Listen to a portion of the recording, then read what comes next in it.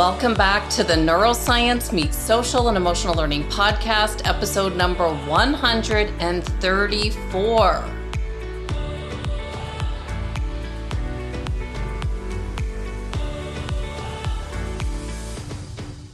With Kristen Holmes, the VP of Performance Science with Woop, a wearable personal health and fitness coach that measures sleep, strain, and recovery, that was listed number one in wellness with Fast Company's 2020 Most Innovative Companies.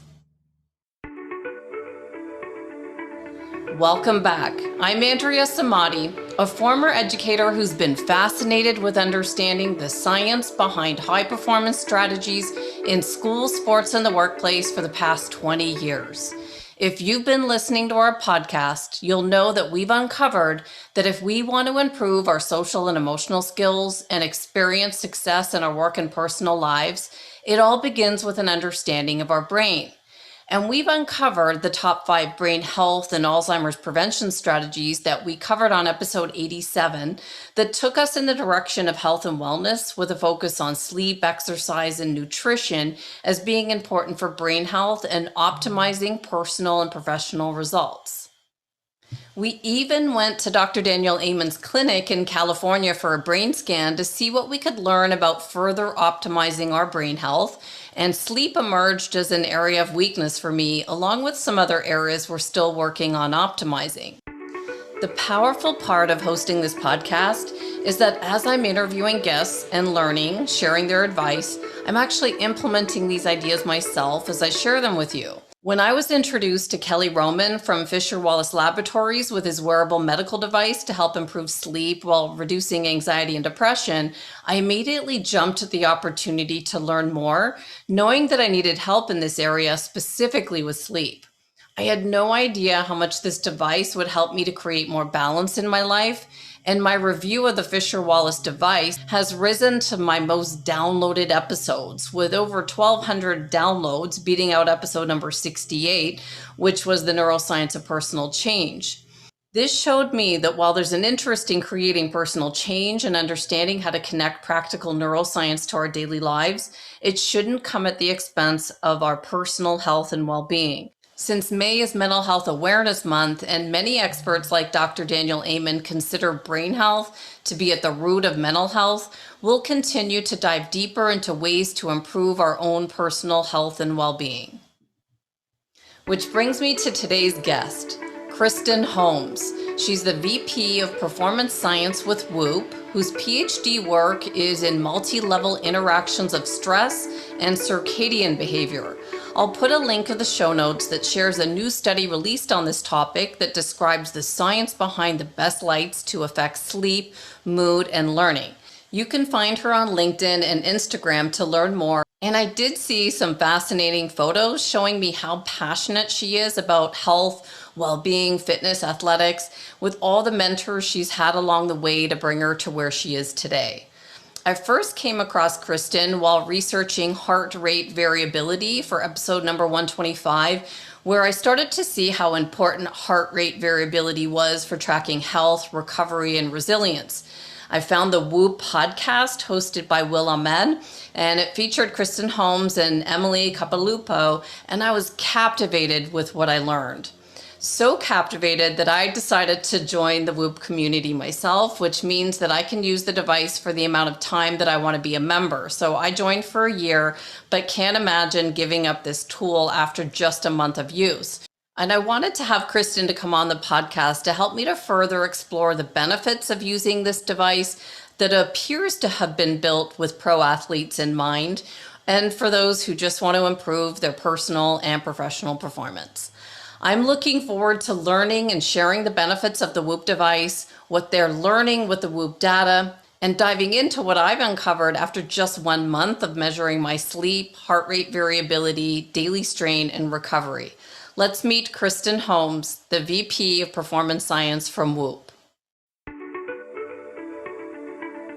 Welcome, Kristen. Thank you so much for being so quick to agree to come on the podcast to help me to learn more about the data using the Whoop device. But before I get to the questions, we were just talking before I was researching you. I found you on Instagram and I was just blown away seeing your passion for health, wellness, athletics, and all the mentors you've had in your life. Before we get into Whoop, could you just give a bit of background of what led you to Whoop? Definitely. Yeah. So I've been kind of athletics and coaching, and definitely, the academic work around psychology and physiology has been really core to my life for as long as I've known.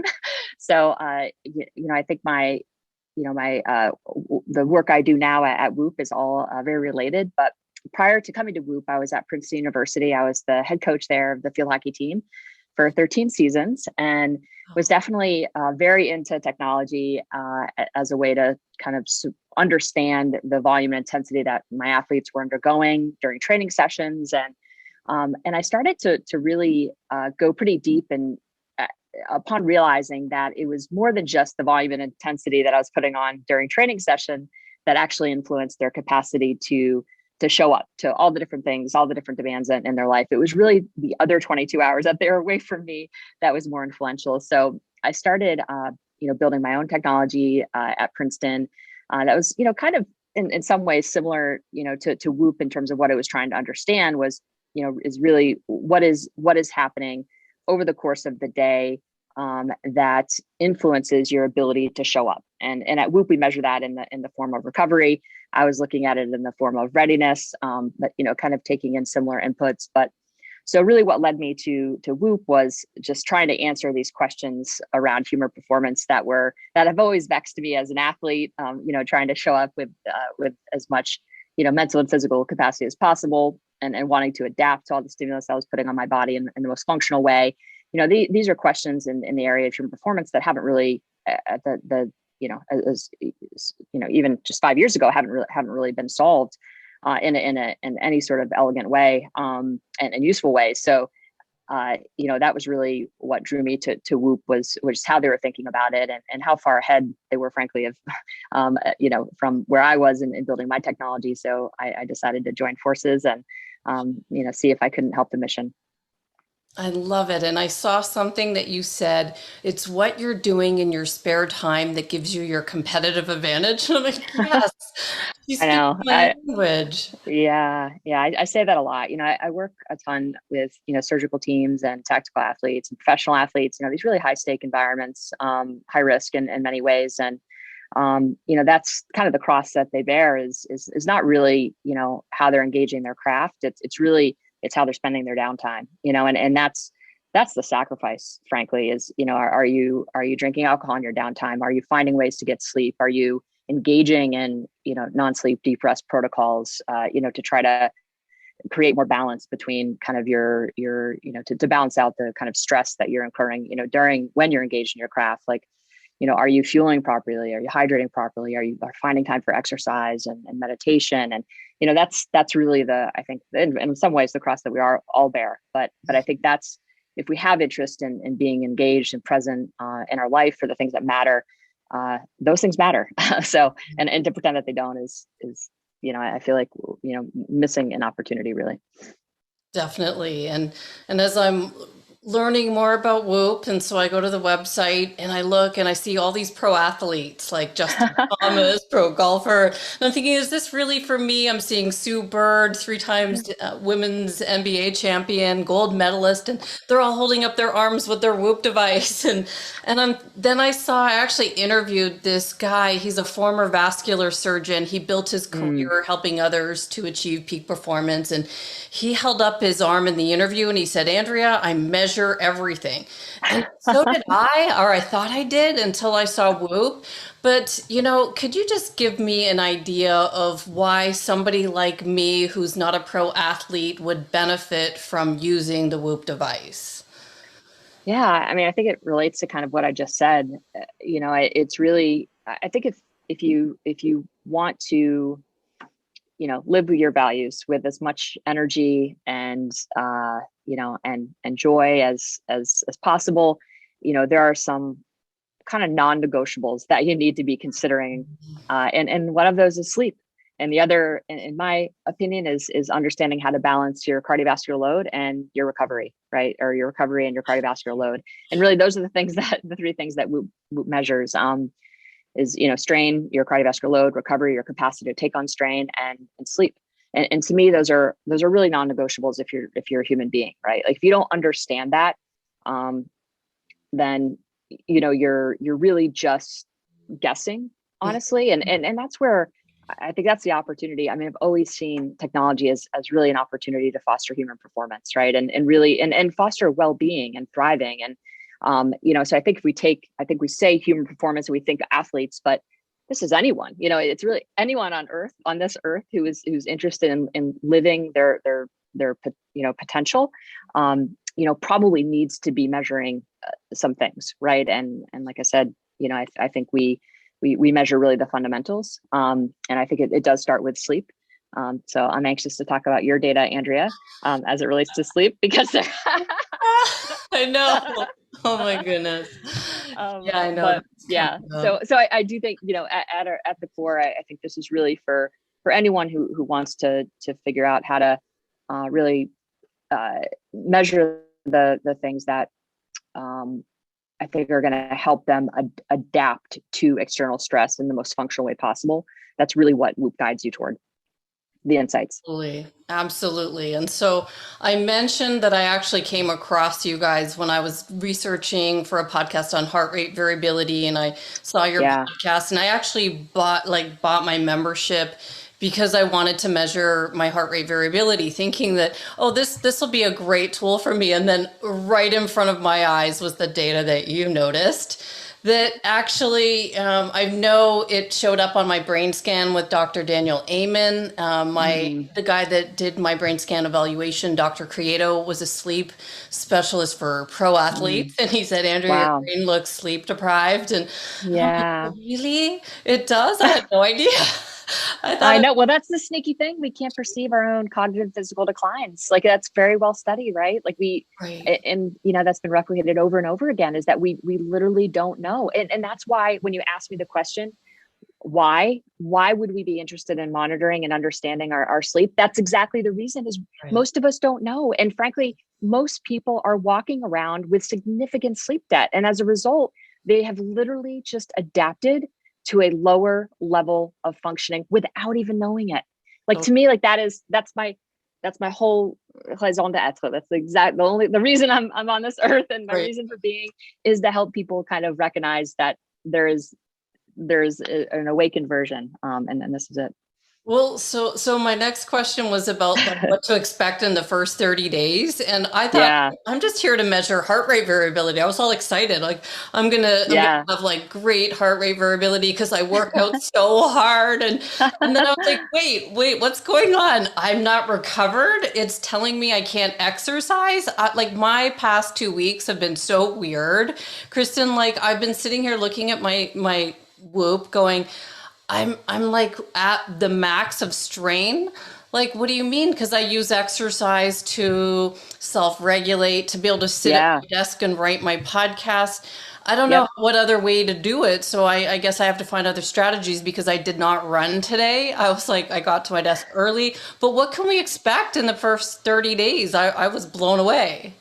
Yeah, well, I think that to back up there, I think we forget that heart rate variability is not just a measure of, your capacity to, in the way we think about it, for, our recovery metric basically takes in to account, it's the score on, from 0 to 100. I don't know how much work you'll do on just educating folks on what exactly it is. So I'll just do a quick overview of what recovery is before I dig in to start talking about it.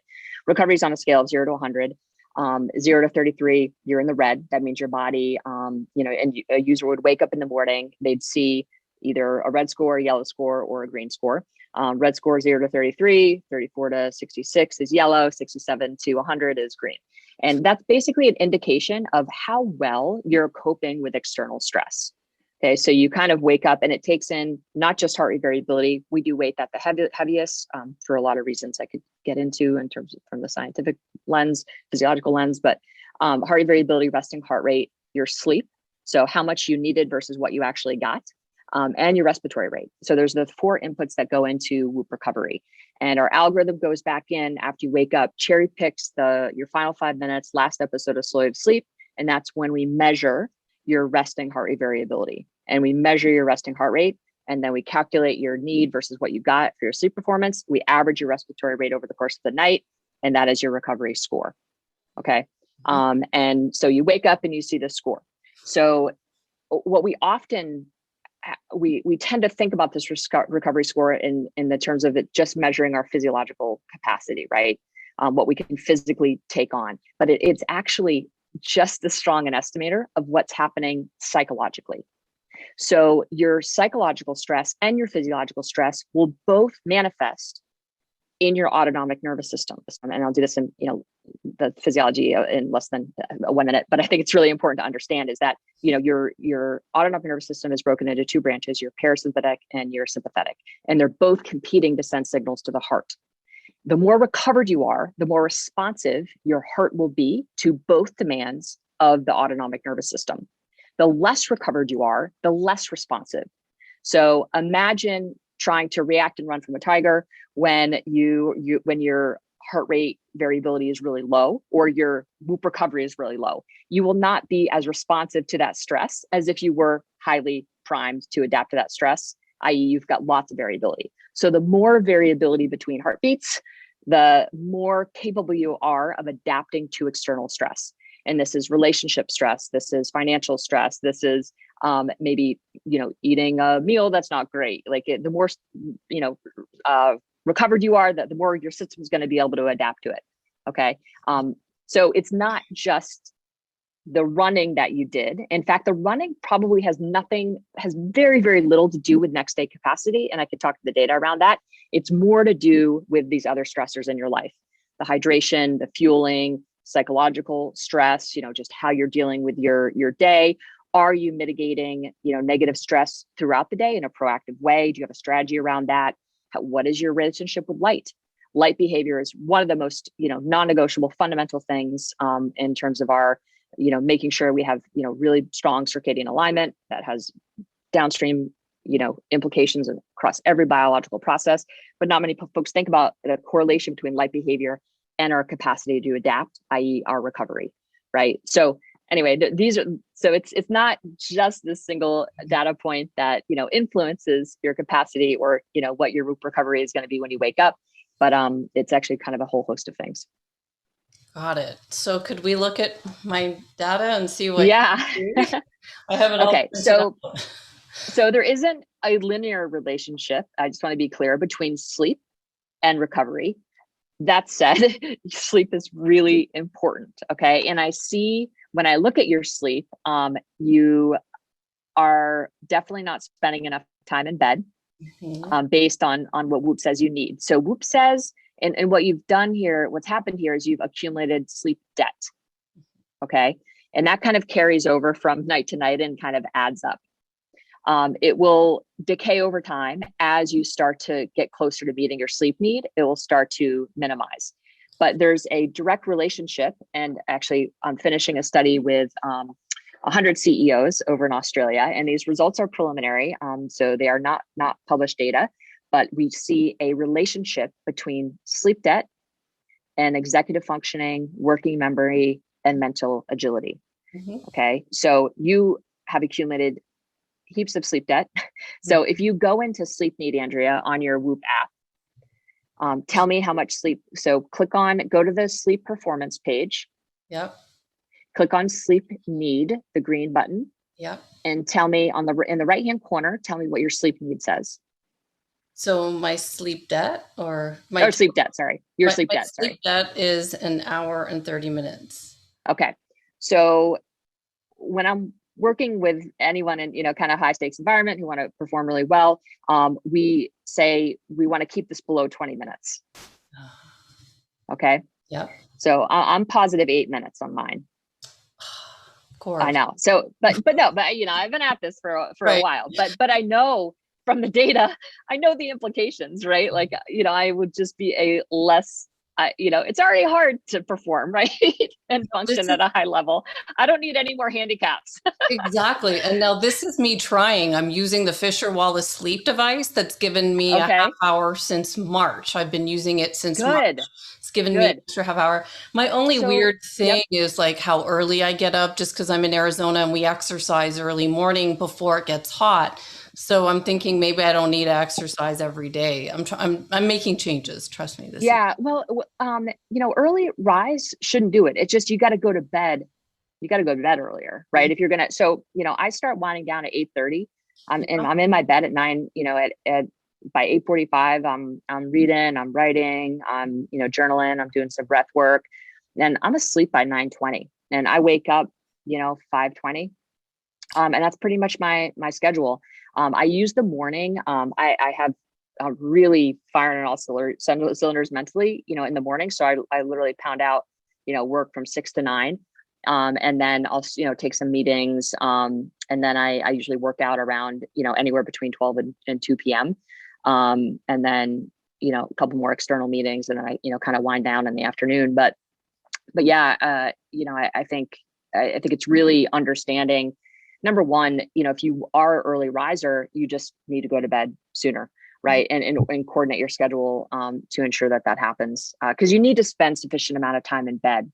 Because what happens when we have short sleep, which is really what you have, Andrea, you are spending an average about 5 hours and 47 minutes in bed. Really anything less than 7 hours a night, you're kind of operating almost, analogous to like being cognitively drunk, essentially. that's what your credo said. Yeah.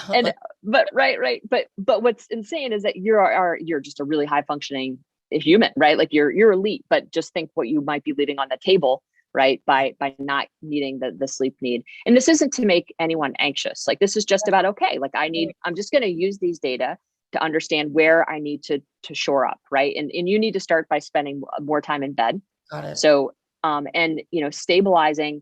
The other thing I want you to click on for me, you've got an hour and a half of sleep debt, right? We got to try to really work to get that down. And I would say the goal for you, if I were working with you, let's get that under 30 minutes. We'd be working toward that over the next 6 weeks to try to, decrease that sleep debt and get you to under 30 minutes. Because we see a direct relationship in the studies that I've done with collegiate athletes. We see a direct relationship between sleep debt and injury and illness burden. So, the more sleep that you have, literally the more, not only is your working memory and executive functioning and mental acuity compromised, but you also are more susceptible. Your just system is more vulnerable, right? And there's lots of external research to support this, but we see that in our data as well. Go ahead and click on time in bed for me. So go to your 7-day overview, actually the screenshot that you sent me. And in the right-hand corner, you're going to see time in bed. And I want you to click on that for me. So my overview, my weekly. So you're going to swipe up from the sleep performance page and you'll see a 7-day average. Oh, I see bedtime variability. Yep, exactly. So this is your sleep consistency, and you want this to be as stable as possible.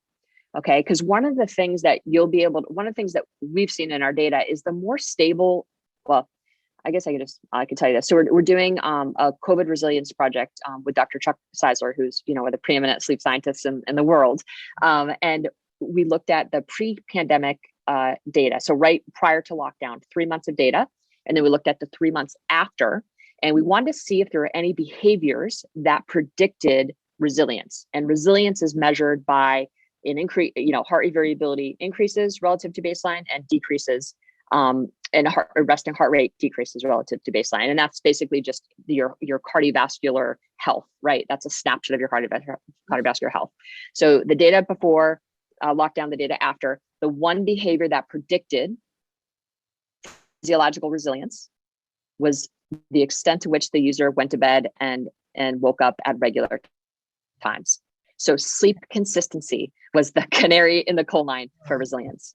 And we see this, this is something that I've seen in the data since I arrived at Woop in 2016, looking across all these really high stakes environment. It seemed that the individuals who were least likely to get injured, least likely to get sick, and the ones who really performed at higher level relative to their potential were the individuals who had really stable sleep wake time.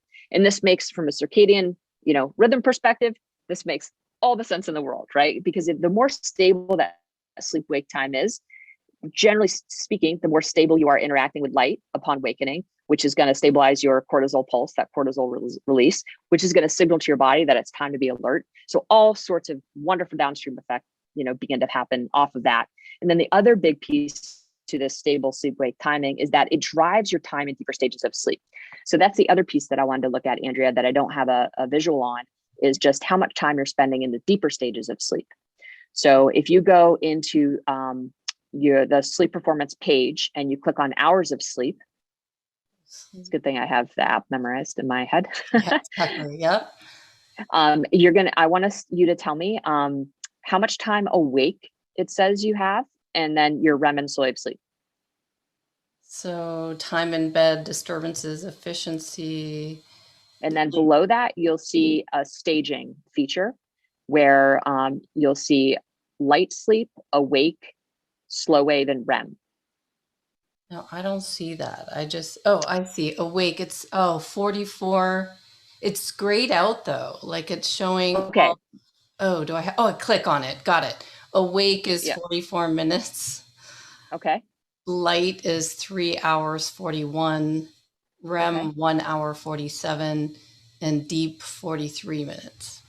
Okay. So generally speaking, you want to be spending about 40 to 45 minutes in the deeper stages of sleep. So of the amount of time you're spending in bed, you want 45% of that time to be in deeper stages of sleep. So you're missing that. You're probably at 30%, right? Just doing the rough math. 44 minutes of awake isn't terrible, but most of our, like, the best sleepers on our platform are, around 15 minutes or less. So, I average about 9 minutes of awake time. All right. And then the rest is spent light and then these deeper stages of sleep. And light sleep gets like a bad rap, but light sleep is really important transition time. But light sleep, but slow sleep and REM are obviously where the physical regeneration happens. The release of human growth hormone, which obviously is really central to recovery. And then REM is obviously the memory consolidation and all, the mental recovery. So, these time in these deeper stages is really important. So when we come back to this question, why do I need to know these things? Well, if you're not spending enough time in these deeper stages of sleep, you're, more prone to cognitive decline, right? You will decline cognitively faster. You are more susceptible to neurodegenerative diseases. There's a whole host of problems, right? You're more susceptible to injury, to illness, right? If we're not in these restorative stages. So it's not just about, I think we think, oh, if I just spend 8 hours in bed, I'm fine. Well, you're actually not. So, it's really the quality of your sleep and consistency of your sleep that really is the most important thing to kind of zone in on. And then to just understand, okay, what are the factors during the day that actually influence my ability to get into these deeper stages of sleep, right? So not only is that behavior of sleep wake timing really important, but there's other behaviors that begin the moment you wake up that influence your ability to fall asleep at night and then to stay in a state of sleep where you're accessing these deeper stages. Got it. Right. Yep. So that's kind of how we need to start for people to think about it. And it really does begin with our interactions with, lightness and dark. Mm-hmm. And it's just not, I don't know why, but it's not talked about enough. And this is really the, as I mentioned, this is the, kind of the, my PhD, my doctoral work is really around, circadian biology and just the influence of light and dark and how it impacts our physical, mental, and emotional well-being. And so it's, if we want to, fall asleep at night, we need to get in the sunshine. And even if it's cloudy out, you need to get outside within 20 minutes of waking up. View the sky at a low solar angle. It's not your skin, it's your retinas, right? That's the only way to cue your brain that it's time to be alert, as you know very well.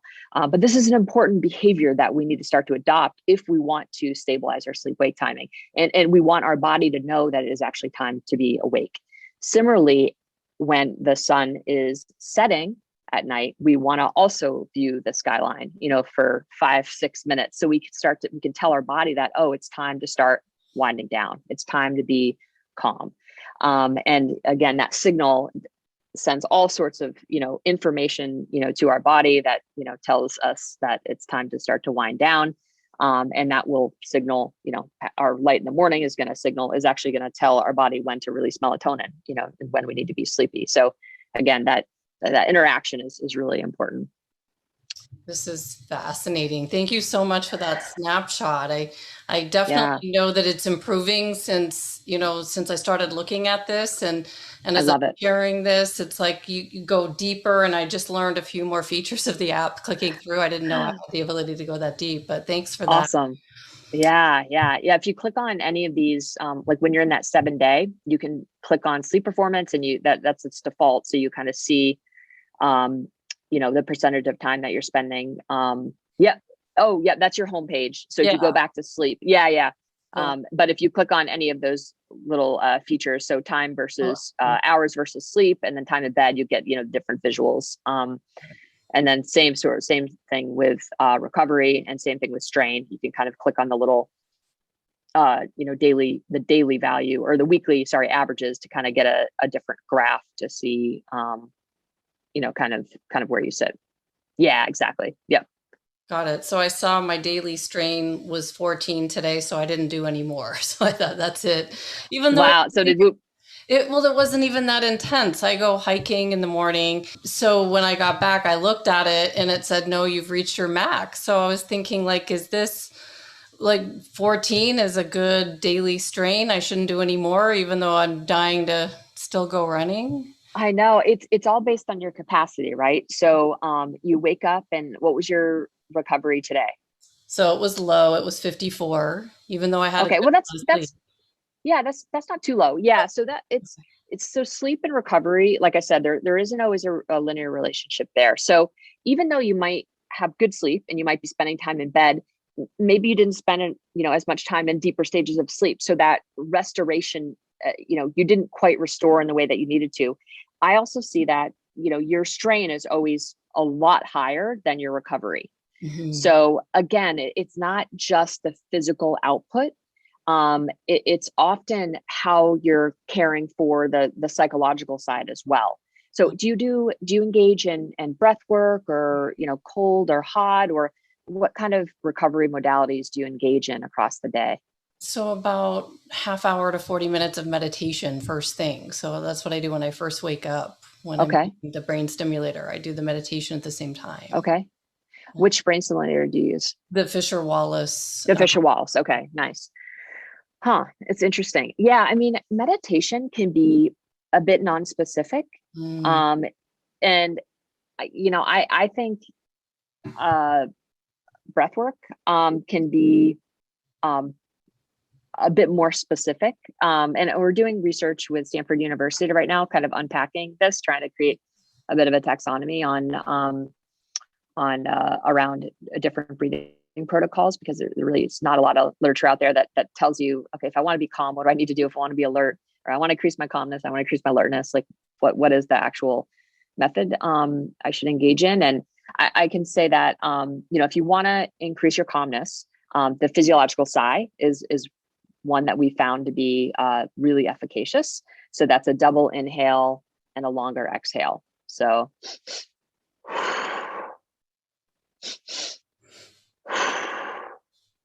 and you do that for many cycles, and that is a sure way to activate the parasympathetic branch of the nervous system. So really bring you down. And I think too, like, it's hard to control the mind with the mind, right? And that's essentially what you're trying to do when you meditate, right? which is hard as hell. Yeah. So, but with breathing, you get this incredible effect of activating the parasympathetic branch of the nervous system. You get that calmness. You're increasing your adaptive capacity, right? It should influence next day recovery in a positive way.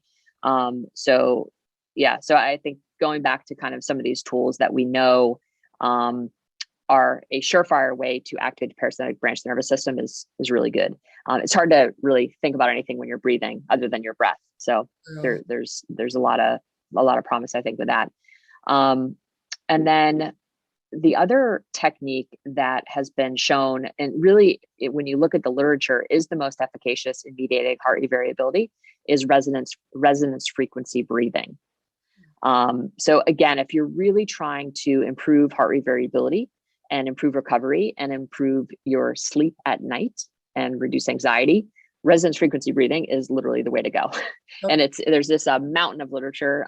It treats all sorts of symptoms, and also gets to systemic, underlying kind of physiological problems as well. So just depending on what you want to do, not to say meditation, not to say you should not do it. Of course, meditation has so many wonderful benefits, and but in terms of mediating heart variability, those are the techniques that we know from the research that we've engaged in, and the research that exists in the literature to date, that those are the two most efficacious protocols. Love it. And that's why I do the podcast, to learn something new, because something you're doing for a long time might not be working and affecting my results. So, I'm just so thankful for your time today. We're kind of getting close to our half an hour. Yeah. Just to close out, what's your vision for Woop, and what are you looking to do as VP of Performance Science? Yeah. So my goal, a lot of the work that I've done over the last year and a half is really looking up research. How do we want to improve our HRV, want to sleep better? What are the behaviors that we can do that are democratically available? People don't have to pay stuff, but that they can just engage in these behaviors. They're free, and they can improve their outcomes. Right? They can live their values with more joy and energy, and be more present and engaged. Which, again, I think at the core, that's why we're tracking this stuff, right? It's because we want to do those things. So for me, I'd love to be able to build some of these protocols I just referenced into the app, so our members have access to the kind of protocols that we know from the research are the most efficacious. Like, we don't have a gazillion hours in the day, right? Like for me, like I want to spend as little time, frankly, on these recovery protocols. Like, I want to be with my family, I want to be with my people I love, and I want to be out doing the things I want to do. And so for me, I want to understand exactly the efficacy of these modalities. I want to know what the protocols are. I want to have access to them in the Woop app, and then I want to be done with it, and I want to go on and live my life. So that is my vision. Love it. Well, I want to thank you so much for your time, for diving deep into my Woop results, speaking with me today to, really see how we can work on sleep and recovery. I was so captured when I heard you speaking on the Woop podcast, and I am always looking for women who take a leadership role in this area of performance science. So thank you so much for your leadership in this area. It is my pleasure. Thank you for having me, Andrea.